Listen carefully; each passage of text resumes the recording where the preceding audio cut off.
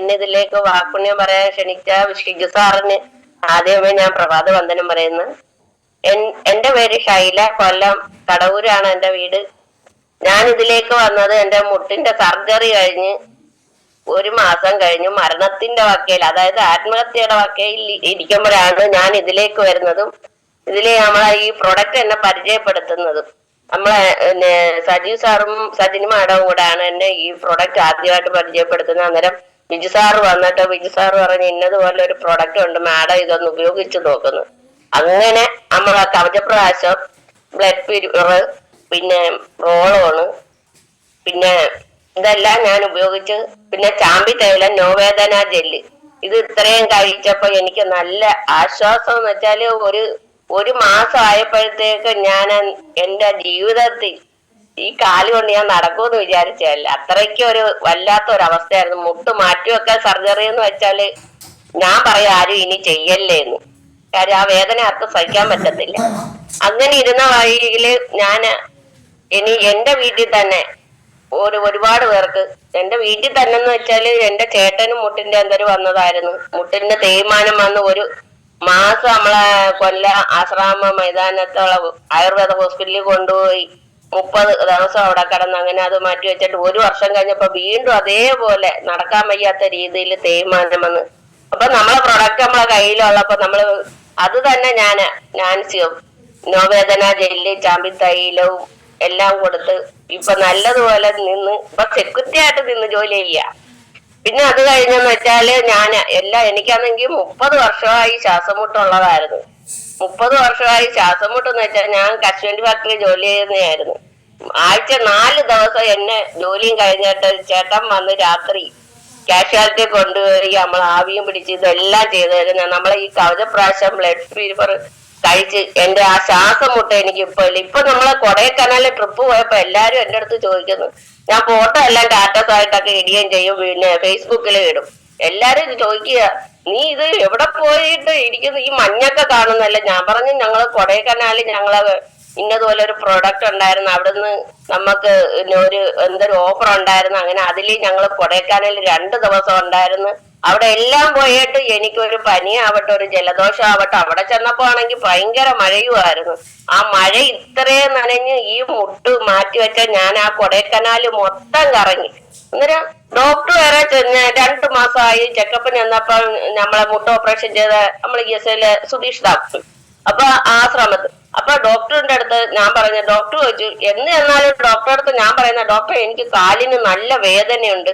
അന്നേരം സാറ് പറയുന്നത് 3 മാസം വരെ വേദന കാണും, പിന്നെ അത് 6 മാസം ആവും, പതിയെ കൊണ്ടേ ആ വേദന മാറത്തോളെന്നാ പറയുന്നത്.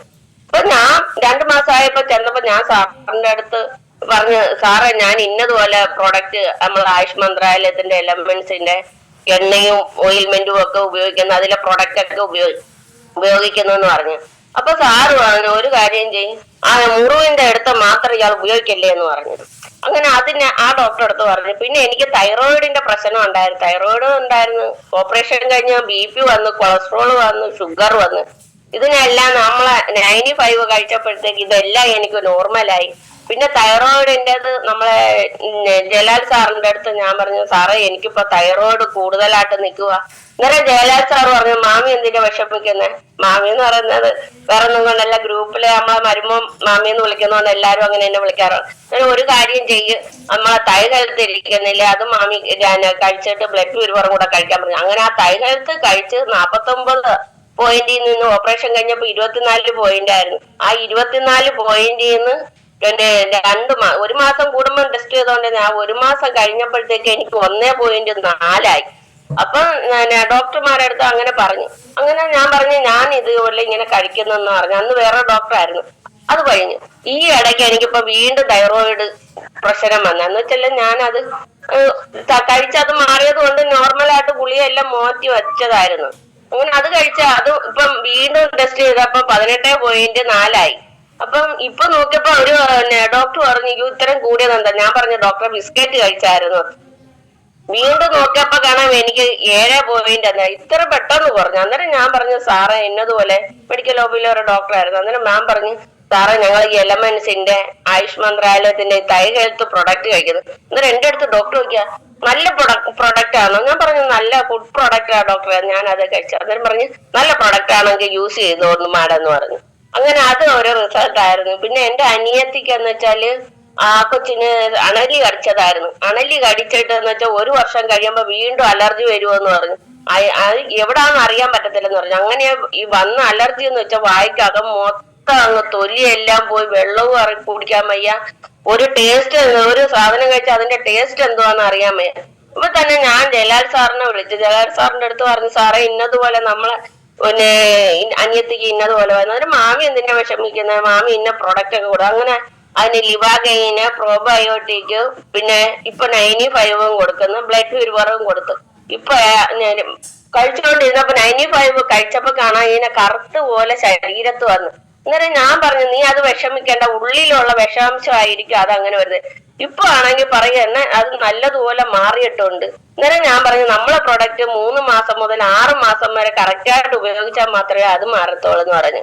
പിന്നെ ഈ ഇടയ്ക്കാണ് നമ്മൾ അപ്പുറത്തെ ചിറ്റപ്പന് വാഴയുടെ കൊല വെട്ടിയപ്പോ കാണാ കണ്ടില്ലായിരുന്നു, അത് നിറയും കടന്തല് വന്നതായിരുന്നു. നല്ല കുഞ്ഞു കടന്തല് ഓടി വന്നില്ല, മൊത്തം ശരീരം മൊത്തം അങ്ങ് കുത്തി. ഇവ കൊച്ച എന്നെ കടന്നിൽ കുത്തി. അന്നേരം ഞാൻ പറഞ്ഞു ചിറ്റപ്പ ഒരു കാര്യം ചെയ്യും, പേടിക്കേണ്ട ഇങ്ങ് വാന്ന് പറഞ്ഞു. അങ്ങനെ നമ്മളെ വീട്ടില് പ്രൊഡക്റ്റ് 50,000 രൂപയുടെ പ്രൊഡക്റ്റ് എടുത്തത് ഉണ്ടായിരുന്നു ഹോം ഷോപ്പുകാർക്ക്. അപ്പൊ ഞാൻ പറഞ്ഞു ഒരു കാര്യം ചെയ്യും, ഇങ്ങ് വാ ചിറ്റപ്പ എന്ന് പറഞ്ഞു. അന്നേരം ചിറ്റപ്പന്റെ പുറത്ത് ഞാൻ ചാമ്പിത്തൈലം മൊത്തം എടുത്ത് തേക്കാൻ പറഞ്ഞു. ആ ചാമ്പിത്തൈലം എവിടൊക്കെ കുത്തി എവിടൊക്കെ നീർന്നെന്ന് വെച്ചാൽ അവിടെ എല്ലാം തേച്ചിട്ട്, പിന്നെ നമ്മളെ കവചപ്രാശം, ബ്ലഡ് പ്യൂരിഫർ, ആന്റി അലർജി, പിന്നെ ഇതും കൂടെ കൊടുത്തായിരുന്നു, ഓർമ്മയില്ല, ഫുഡ് ഹീലിംഗ് കുറച്ചേ ഉള്ളായിരുന്നു, അതെടുത്ത് തേച്ച്. എന്തായാലും ഇത് ഇത്രയും കഴിച്ച് കഴിഞ്ഞപ്പോ കാണാം. പിന്നെ പിറ്റേന്ന് ഞാൻ ചോദിച്ചു ചിറ്റപ്പ എങ്ങനെയുണ്ട് മോളെ, എന്തായാലും അത് നല്ല എന്തരായിരുന്നു. എനിക്കൊരു എണ്ണയും ഒരു ഓയിൽമെന്റും തന്നെ. അന്നേരം ആ കയ്യില് ഒരു സ്വല്പ നീരവളവും, ദേഹം മൊത്തം കണതല് കുത്തിയതാ. നമ്മളെ വെൽഹാർട്ട് വരെ ഞാൻ അന്നേരം 1 എടുത്ത് കൊടുത്തത്, ഇത് ഇത്ര ഒരു നേരം കൊടുത്തതാ. അങ്ങനെ അത് മാറി.